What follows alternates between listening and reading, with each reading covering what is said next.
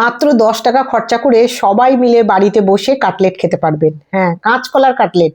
মাছ মাংস হার মেনে যাবে। কাঁচকলা সেদ্ধ করে নিয়েছি, নিয়ে ভালো করে চটকে নিয়েছি, এদিকে পেঁয়াজও কেটে নিয়েছি। পেঁয়াজটা হালকা করে ভাজা হয়ে গেছে, এর মধ্যে ফাটাফাট করে মশলা দিয়ে দিলাম। মশলা সমস্ত দিয়েছি, ধনে দিয়েছি, জিরে দিয়েছি, চাট মশলা দিয়েছি, তারপরে বিট লবণ দিয়েছি, লবণ দিয়েছি। ব্যাস, এবার কাঁচকলা সেদ্ধটাকে ভালো করে চটকে তার মধ্যে দিয়ে দিয়েছি অল্প একটু চাল গুঁড়ো আর ধনেপাতা, কাঁচা লঙ্কা। এইবার ঠান্ডা হলে হাতে তেল লাগিয়ে কাটলেটের শেপে গড়ে নিন।